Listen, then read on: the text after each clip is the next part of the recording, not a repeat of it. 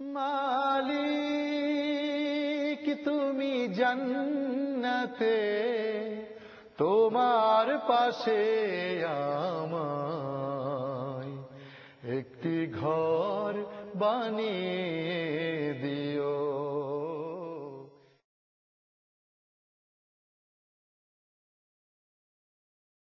السلام عليكم ورحمة الله وبركاته. الحمد لله رب العالمين والصلاة والسلام على نبيه الكريم وعلى آله وصحبه أجمعين. أعوذ بالله من الشيطان الرجيم. من أجل ذلك كتبنا على بني إسرائيل أنه من قتل نفسا بغير نفس أو فساد في الأرض فكأنما قتل الناس جميعا ومن أحياها فكأنما أحيا الناس جميعا ولقد جاءتهم رسلنا بالبينات ثم إن كثيرا منهم بعد ذلك في الأرض لمسرفون.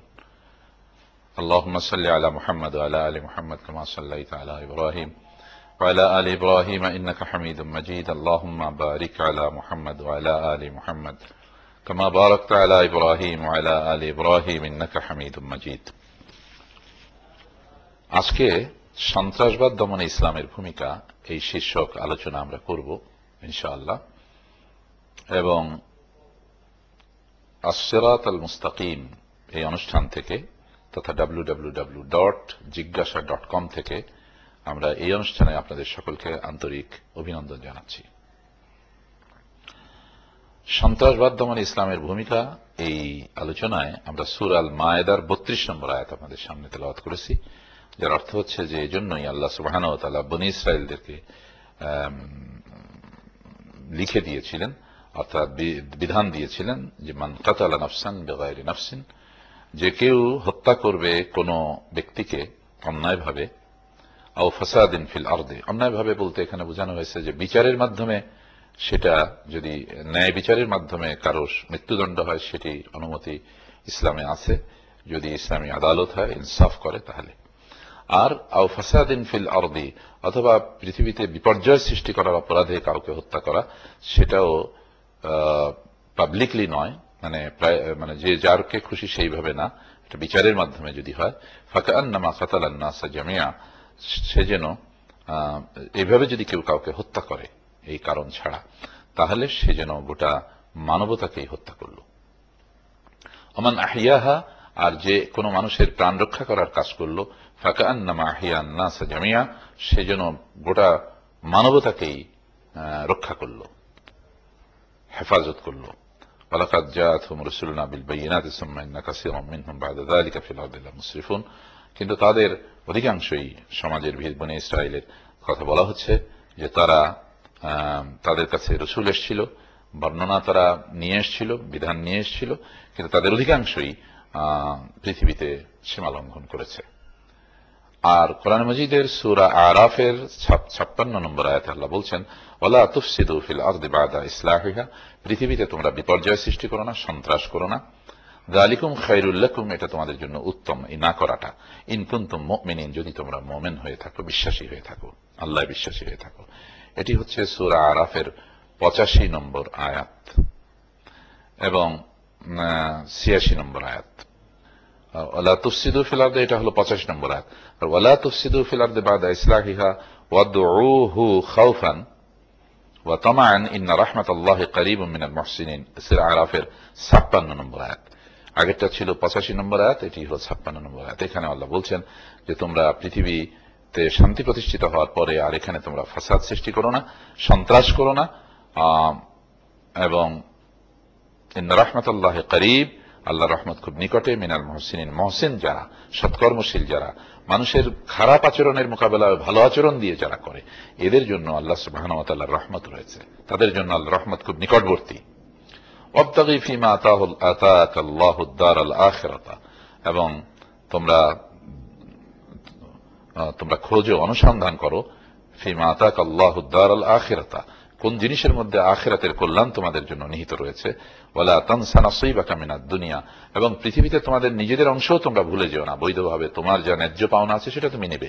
ওয়া আহসিন কামা আহসানাল্লাহু ইলাইক, তুমি সেভাবে অন্যের প্রতি সমবেদনা দেখাও এবং সহযোগিতা করো যেভাবে আল্লাহ তোমাকে সাহায্য করেছেন।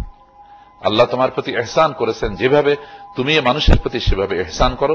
ওয়ালা তাবগিল ফাসাদা ফিল আরদ, এবং পৃথিবীতে বিপর্যয় সৃষ্টি করো না, পৃথিবীতে সন্ত্রাসী হয়ো না, সন্ত্রাস সৃষ্টি করো না।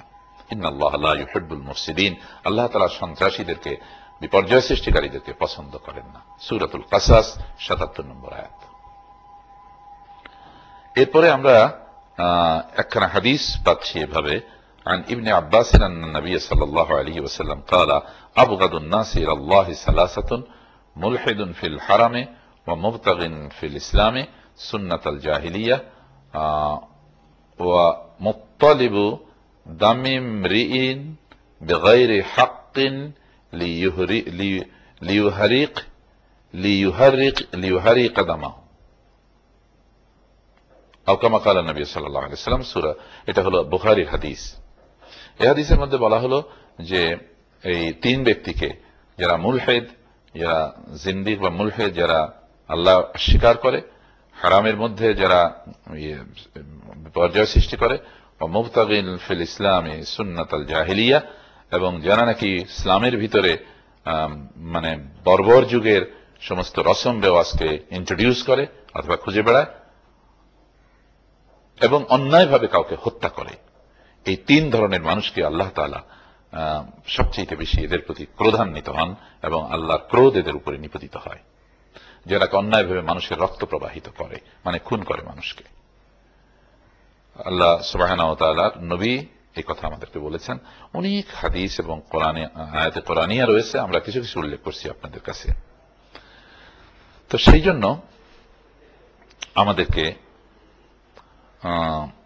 রাসূলুল্লাহ সাল্লাল্লাহু আলাইহি ওয়াসাল্লামের আরেকটি হাদিস আমরা এর সঙ্গে যোগ করে নেই, যে ইযা আলতাকাল মুসলিমানে বিসাইফিহিমা ফাল কাতিল ওয়াল মাকতুল ফিন নার, যখন সশস্ত্র দুইজন মুসলমান একে অপরের বিরুদ্ধে লেগে পড়ে, তাদের দুজনই জাহান্নামী হবে।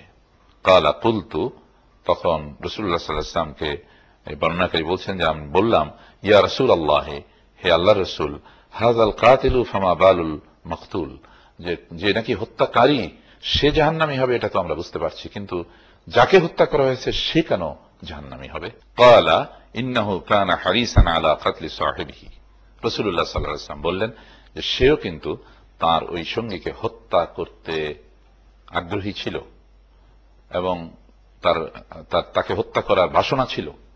তো সুতরাং সে ঘটনাক্রমে নিহত হয়ে গেছে, কিন্তু সেও তাকে হত্যা করতে চেয়েছিল। এই জন্য এই দুজনই জাহান্নামী। তাহলে দেখা যাচ্ছে যে মানুষের জীবন নাশ করা এটা জাহান্নামের রাস্তা, এবং এটাও বুখারীর হাদিস থেকে আমরা পাচ্ছি, রাসূলুল্লাহ সাল্লাল্লাহু আলাইহি ওয়াসাল্লামের বাণী থেকে আমরা পাচ্ছি। এই জন্য মানুষের রক্ত, মানুষের সম্পদ আর মানুষের সম্ভ্রম, এটার নিরাপত্তা তার মৌলিক অধিকারের অন্তর্ভুক্ত। এই জন্য আপনারা দেখেছেন যে কোরআন মাজিদে তিন ধরনের এই দণ্ডের কথা বলা হয়েছে, এবং এই দণ্ড হচ্ছে কোর্টের মাধ্যমে তারা পাবে। তার একটি হচ্ছে যে আল কাতল বিল কাতল, কেউ যদি কাউকে হত্যা করে তাহলে তার মৃত্যুদণ্ড। আর আরেকটি হচ্ছে আয-যানিয়াতু ওয়াজ-যানি ফাজলিদু কুল্লা ওয়াহিদিন মিনহুমা মিয়াতা জালদা, যে জেনাকারী, ব্যভিচারকারী এদের উভয়কে 100 বেত্রাঘাত করো, যদি তারা বিবাহিত না হয়, অবিবাহিত হয়। আর বিবাহিত হলে তাদের মৃত্যুদণ্ডের কথা বলা হয়েছে ইসলামে। এবং তাহলে দেখা যাচ্ছে মানুষের সম্ভ্রম হানি যে করে তার জন্য ইসলামে গুরুদণ্ড রয়েছে, এবং বড় দণ্ড রয়েছে যে নাকি মানুষের জীবনের উপরে আঘাত করবে, হত্যা করবে। এবং এরপরে আমরা এও জানি যে আস-সারিকু ওয়াস-সারিকাতু ফাকতাউ আইদিয়াহুমা, চোর চোরনি দুজনেরই হাত কেটে দাও। এই কথাটি যে বলা হয়েছে এটির মানে হচ্ছে যে মানুষের সম্পদের নিরাপত্তা যারা বিঘ্নিত করে তারাও চরম শাস্তি পাওয়ার যোগ্য। মানুষের জানের নিরাপত্তা নষ্ট করে যে, মানুষের মালের নিরাপত্তা নষ্ট করে যে, মানুষের ইজ্জতের নিরাপত্তা নষ্ট করে যে, এই তিন ব্যক্তির জন্য কোর্টের মাধ্যমে দণ্ড রয়েছে।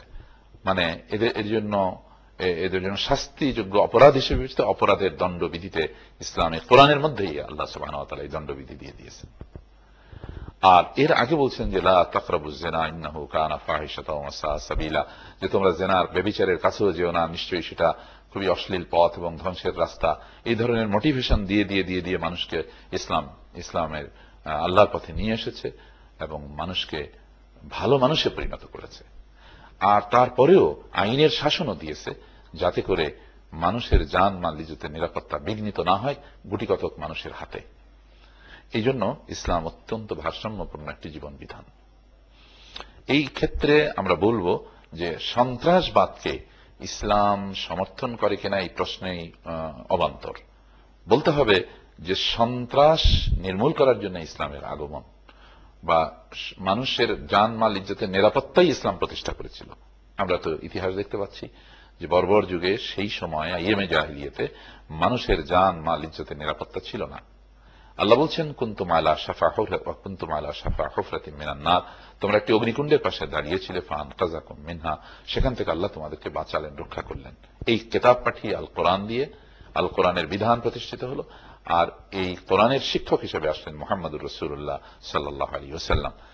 এই কিতাব এবং নবী এর মাধ্যমে সেই বর্বরতা অন্ধকার কেটে গেল এবং সেখানে সভ্যতার আলো জ্বলে উঠল। ইতিহাস প্রসিদ্ধ এই যে বিপ্লব, এই যে পরিবর্তন সমাজের ভিতরে হয়েছিল, সেটি কিন্তু রক্ত নিয়ে না, রক্ত দিয়ে, মানে তারা নিজেরা জীবন দিয়ে এটা প্রতিষ্ঠা করেছিলেন মানুষের কল্যাণে। এবং সেই জন্য সেখানে এরকম আরব দেশে অবস্থা হলো যে ওই প্রান্ত থেকে সেই প্রান্ত পর্যন্ত একজন যুবতী নারীও যদি একা হেঁটে যায়, দিন হোক রাত হোক, তার সম্ভ্রমের দিকে কেউ ভ্রুকুটি করবার সাহস করে না, অথবা সেই ধরনের মানসিকতাই তারা পোষণ করে না।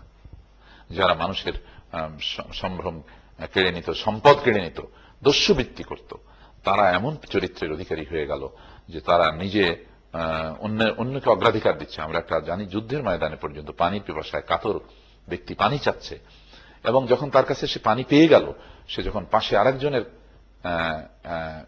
আর্তনাদ শুনলো পানির জন্য, সে বলল যে তাকে আগে দিন, তার প্রয়োজন বেশি।